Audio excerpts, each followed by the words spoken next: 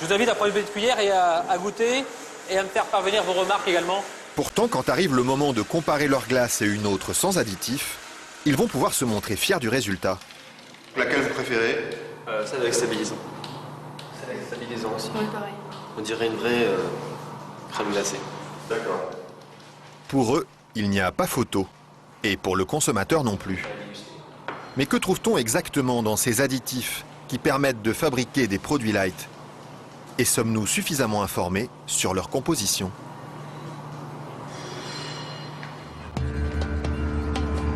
C'est à Vilvoorde, à quelques kilomètres de Bruxelles, que nous sommes allés chercher les réponses.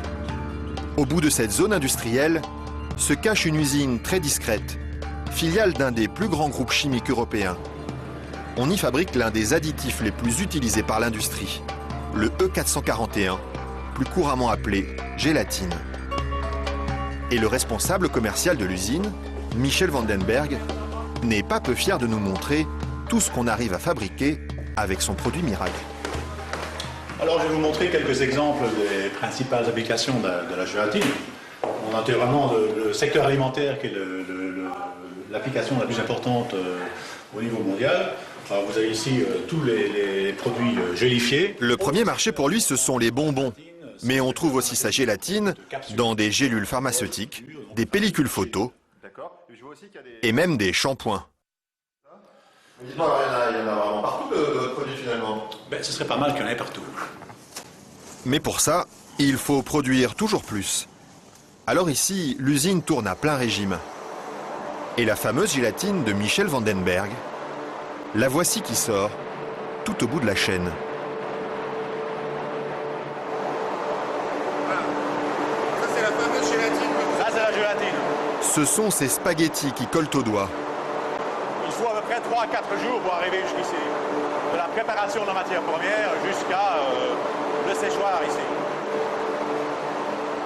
3 ou 4 jours de transformation dans les entrailles d'une usine où ces immenses cuves remplies d'acide et d'eau bouillante font régner une moiteur tropicale. Et au milieu de cette atmosphère étouffante, il y a un détail qui frappe le visiteur et qui pénètre jusque dans les locaux les plus protégés de l'usine. C'est pourquoi ça? Ah, c'est les odeurs. Ça sent mauvais les îles? Ça dépend. Une odeur âcre, d'acide et de graisse brûlée qui flotte sur tout le site jusqu'à l'extérieur de l'usine. Et la raison de cette odeur, la voici.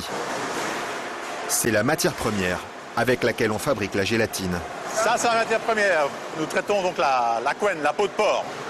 D'accord. De la peau de porc qui arrive par palettes entières dans son usine.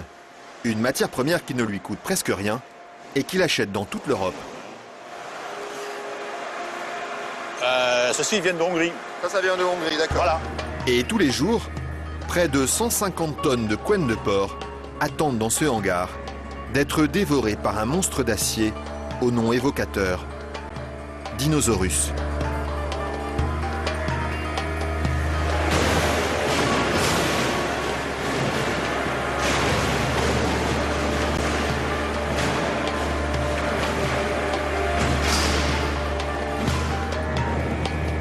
Grâce à cette matière première bon marché, Michel Vandenberg parvient à vendre sa gélatine à moins de 5 € le kilo. Un prix défiant toute concurrence qui lui ouvre sans cesse de nouveaux marchés. Et celui qui marche bien en ce moment, c'est justement le marché des produits light. Attendez, il ne faut pas filmer ça à 1 minute. Mais voilà, ceci, qui est un beurre allégé, 40%. Alors un fromage frais, 0% matière grasse. Et chez lui, on trouve même les plus grandes marques. En marque Danone, taille fine. Une mousse liégeoise de chez Auchan. Voilà, une mousse de la laitière. Alors un produit Weight Watcher, donc avec moins de matière grasse, donc pour stabiliser le produit, pour maintenir l'onctuosité des produits, on utilise la gélatine. Un produit que les industriels n'hésitent pas à utiliser en grande quantité. Le seul problème, c'est qu'ils oublient parfois de l'écrire sur les étiquettes. Quand on les regarde, on lit bien la mention gélatine, mais pas l'origine du produit. Ils mettent gélatine, mais ils disent pas quelle est l'origine de la gélatine. Pourquoi? Ils assument pas que ce soit fait à partir de porc. C'est quoi le problème qu'ils ont avec ça? Non, mais je veux dire... Non, parce que c'est un problème, c'est un sujet très sensible. Ouais. Parce qu'il y a quand même les minorités, les minorités musulmanes, juives et autres, qui éventuellement ont des problèmes avec ça. Mais ce serait bien justement de leur dire... Ça, je voudrais pas que... Oui, je sais bien, mais je sais pas s'il faut mettre ça dans l'émission. Mais c'est vrai que, bon... Parce que du coup, ils savent pas si c'est du porc ou de la vache. Du coup, comment ils font pour consommer? C'est ça le problème, il faudrait peut-être leur dire. Une question qui laisse Michel Vandenberg sans voix et à laquelle aucune marque de l'agroalimentaire n'a souhaité répondre, malgré nos nombreuses sollicitations. À croire que la gélatine de porc est un sujet sur lequel il préfère rester discret.